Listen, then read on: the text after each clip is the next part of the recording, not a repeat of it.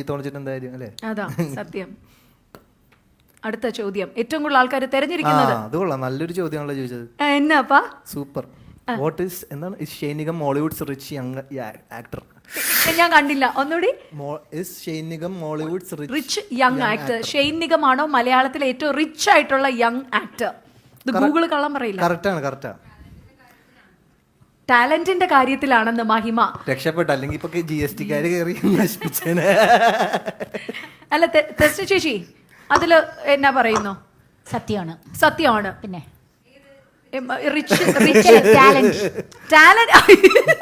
ഞാൻ വിചാരിച്ചേ ചേച്ചി സമ്മതിക്കാം, ശരി തന്നെ പൈസയുടെ കാര്യത്തിൽ. അല്ല, ടാലന്റിന്റെ കാര്യത്തിൽ നമുക്ക് സംശയമില്ല. ജന്മനാ കിട്ടിയ ഒരു സിദ്ധിയാണ്, അത് എനിക്ക് അറിയാവുന്ന കാര്യമാണ്. ജന്മനാ കിട്ടിയതാ, അല്ലാണ്ട് സിനിമയിൽ വന്നിട്ടുള്ള ഒരു ഇതല്ല.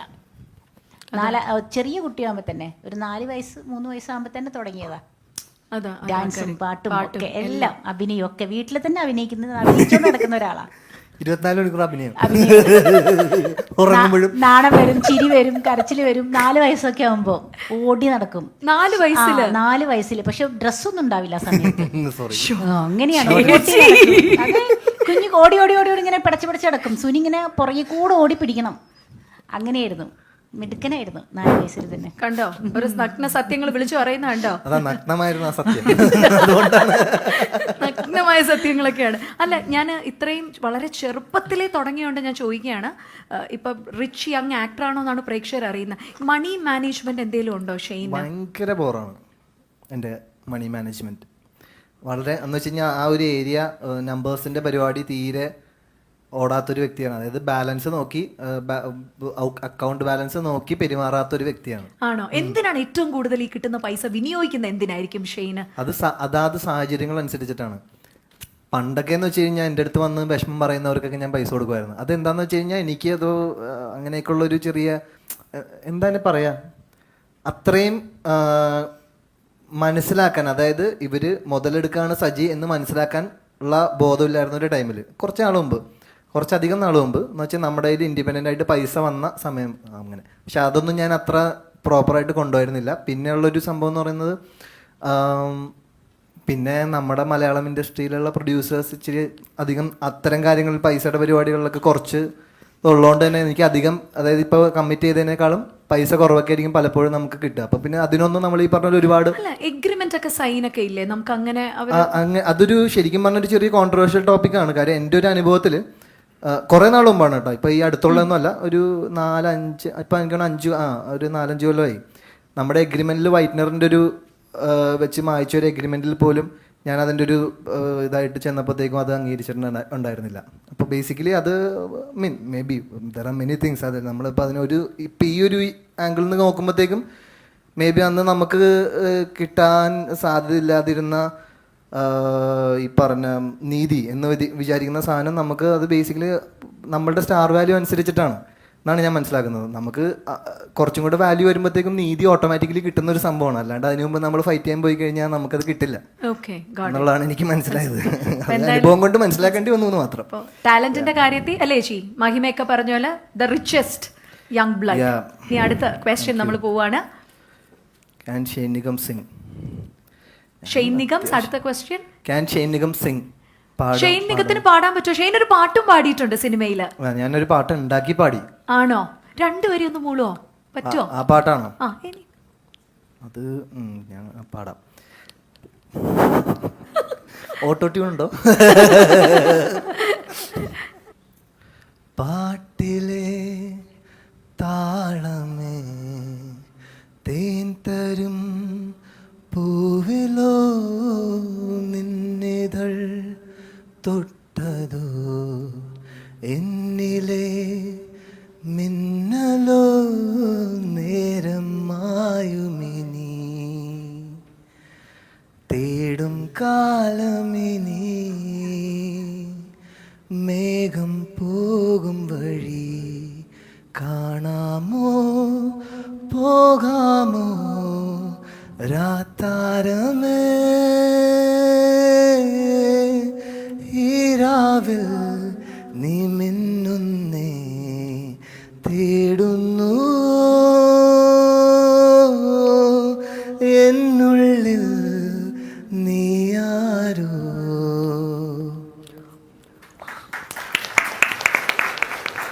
ഞാനൊരു സത്യം പറയാം അയ്യോ, നല്ല എക്കോ.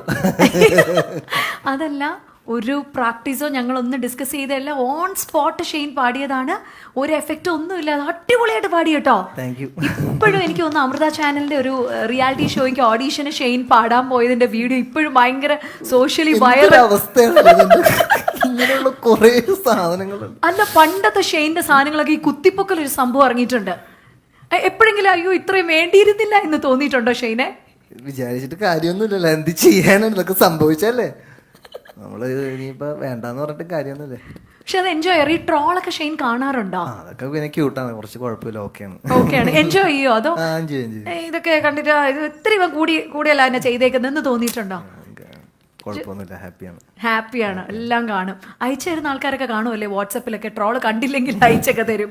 അങ്ങനെയൊന്നും അയച്ചു, എന്റെ നമ്പർ ഉള്ളവരങ്ങനെ അധികം, അത് വളരെ കുറച്ച് പേർക്ക് ഉള്ളു, അതുകൊണ്ട് അങ്ങനെ അധികം ഇല്ല. പക്ഷെ ഒരു കയ്യടി കൊടുക്കണം കേട്ടോ, പാട്ട് ഞെട്ടിച്ചു കളഞ്ഞു, അടിപൊളി. ഏതെങ്കിലും പെൺകുട്ടികൾക്ക് വേണ്ടി സ്കൂൾ ടൈം കോളേജ് ടൈമിൽ പാടി കൊടുത്തിട്ടുണ്ടോ ഷെയ്നെ? ഇല്ല, പാടിയിട്ടേ ഇല്ല. No comments. അടുത്ത ചോദ്യം. Okay. Is Shane Nigam in love with someone? ആ കണ്ടോ, ഞാൻ ചോദിക്കുന്ന എല്ലാം പ്രേക്ഷകർ ചോദിച്ചേക്കുക. നല്ല ചോദ്യം. അടുത്ത ചോദ്യത്തിലേക്ക് പോ. ആരുമായിട്ടെങ്കിലും പ്രണയത്തിലാണോ? Yes or no? No, no. No. Currently no. Currently no. No, correct. Okay. For girls, please note. Okay. Next ചോദ്യം. Does Shane Nigam have any kind of phobia? ഇത് ഗൂഗിളിൽ സെർച്ച് ചെയ്ത സാധനങ്ങൾ കേട്ടോ. ചോദ്യം എന്താ പറയണ്ടേ? ഫോബിയ എന്തെങ്കിലും, അതായത് വെള്ളത്തിനോട് പേടി. ഇപ്പൊ എനിക്ക് പാമ്പിനോട് എനിക്ക് ഭയങ്കര പേടിയാണ്. I'm so phobic to reptiles. അതുപോലെ എന്തെങ്കിലും? ചില മനുഷ്യരെ പേടിയാ, ബാക്കി വേറെ ഫോബിയ ഒന്നുമില്ല. പ്രേതങ്ങളൊക്കെ ഇഷ്ടമാണ്. പ്രേതം, പാമ്പ്, പഴുതാര, ഇതിനൊക്കെ ഭയങ്കര പ്രണയമാണ്. പിന്നെ പുലി, കരടി, ഇതിനൊക്കെ ഇഷ്ടമാണ് കാര്യത്തില്. പക്ഷെ മനുഷ്യര് ചിലവരെ ഇച്ചിരി പേടിയാ. ആണോ? അല്ല, ഈ പറഞ്ഞില്ലേ ഈ സ്പിരിച്വൽ കാര്യങ്ങളൊക്കെ ഈ ഇഷ്ടമാണ്. അങ്ങനെ എന്തെങ്കിലും ഒരു എക്സ്പീരിയൻസ് എന്തെങ്കിലും ഉണ്ടായിട്ടുണ്ടോ ഷെയ്ന്റെ റിയൽ ലൈഫിൽ? അതൊക്കെ വലിയൊരു ഏരിയ, അത് വേണമെങ്കിൽ വേറൊരു ഇന്റർവ്യൂവിൽ വേണമെങ്കിൽ അതൊരു മൊത്തമായിട്ട് വേണമെങ്കിൽ പോവാം. അല്ല, എന്നാലും എവിടെയെങ്കിലും ഒരു എക്സ്പീരിയൻസ് ചെയ്തിട്ടുണ്ടോ? അങ്ങനെ ഒരു സ്പിരിറ്റഡ് സംഭവം ഉണ്ട്, ഒരു ഓറ എനിക്ക് ഫീൽ ചെയ്തിട്ടുണ്ടോ എപ്പോഴെങ്കിലും? You believe in that? അത് ചിലപ്പോൾ ഞാൻ ഈ ഭൂതകാലം ചെയ്യുമ്പോഴത്തേക്ക് ഒരുപാട് നമ്മൾ അതിലേക്ക് ഇന്നായ സമയത്ത് ഒരു സീൻ എടുക്കുന്നതിന് മുമ്പ് നമ്മുടെ എടുക്കുന്ന വീടിന്റെ തൊട്ട് കുറച്ച് അപ്പുറത്തേക്കായിട്ടാണ് ഒരു ഹോട്ടലുള്ളത്. അവിടെയാണ് ഞങ്ങൾ തൊട്ടപ്പുറത്ത്, അതായത് അവിടെ കാരവൻ സ്പേസ് ഇല്ല, കാര്യം ചെറിയ സ്ഥലത്താണല്ലോ നമ്മൾ ഷൂട്ട് നടക്കുന്നത്. അപ്പോൾ അവിടെ നിന്ന് ഒരു 50 മീറ്റർ അപ്പുറം ഒരു ഹോട്ടലിലാണ് നമ്മൾ ഈ സീൻ എടുത്തുകൊണ്ടിരിക്കുന്നത്. അപ്പോൾ ഒരു സീൻ എന്ന് പറയുന്നത് ഞാനിങ്ങനെ എൻ്റെ കയ്യിൽ നിന്ന് പോയി ഇങ്ങനെ ഇരിക്കുമ്പോഴത്തേക്കും ഉറക്കമില്ലാണ്ടിരിക്കുക. അപ്പം അമ്മ ഇങ്ങനെ സൈഡിൽ ഇങ്ങനെ TV കണ്ടിട്ട് അമ്മ ഇങ്ങനെ പതുക്കെ ഒന്ന് ഉറങ്ങും. ആ സീനിനകത്ത് കണ്ടവർക്ക് ചിലപ്പോൾ ഓർമ്മ ഉണ്ടാവും. അങ്ങനെ ഉറങ്ങുന്ന സമയത്ത് പെട്ടെന്ന് എന്തോ ഒരു സൗണ്ട് ആയിട്ട് ഞാനിങ്ങനെ അടുക്കള ഭാഗത്തേക്ക് ഇങ്ങനെ നോക്കും എന്ന് പറഞ്ഞൊരു സീനുണ്ട്. അപ്പം ആ സീനിന് വേണ്ടിയിട്ടുള്ള പ്രിപ്പറേഷൻ്റെ ഭാഗമായിട്ട് ഞാൻ അടച്ച് ഇരിക്കുകയാണ്. അപ്പം എല്ലാ സീൻ എടുക്കുന്നതിന് മുമ്പും ഒരു കുറച്ച് സമയം ഒറ്റയ്ക്ക് ഞാനിങ്ങനെ ഇരിക്കും. പക്ഷെ ആ പെർട്ടിക്കുലർ സീൻ എടുക്കുന്ന സമയത്ത് പെട്ടെന്ന് എൻ്റെ ഹോട്ടൽ റൂമിൻ്റെ വിൻഡോ ഇങ്ങനെ തുറന്നു കിടക്കുമായിരുന്നു. പെട്ടെന്ന് എന്തോ ഒരാൾ വന്നിട്ട് എൻ്റെ അടുത്ത് ഇങ്ങനെ എന്തോ പറയുന്ന പോലെ, കുഴപ്പമൊന്നുമില്ല, ഈ തനിക്ക് പരിപാടി അവിടെ ഇങ്ങനെ ഒരു റിയലി അങ്ങനെ ഞാൻ കണ്ടു എന്നുള്ളതല്ല പറയണത്, നമുക്കത് റിയലായിട്ട് ഫീൽ ചെയ്തു. ദാറ്റ് ഞാൻ ഇപ്പം ഈ സീനിന് വേണ്ട പരിപാടിയൊക്കെ അവിടെ ഞാൻ സെറ്റ് ചെയ്ത് വെച്ചിട്ടുണ്ട്, നിങ്ങൾ പോയിക്കോ എൻ്റെ അടുത്ത് പറയണതാണ്. അത് ഞാൻ എക്സ്പീരിയൻസ് ചെയ്തതാണ്. അപ്പം അങ്ങനെ നോക്കിക്കഴിഞ്ഞ് കഴിഞ്ഞാൽ ഡേ ടു ഡേയിൽ ചില അങ്ങനെ അത്തരം നമ്മൾ കാണാത്ത ലോകത്തിൻ്റെ ഇടപെടൽ പല സമയത്തും എൻ്റെ ലൈഫിൽ ഉണ്ടാവാറുണ്ട്, ഇപ്പോഴും ഉണ്ടാവാറുണ്ട്.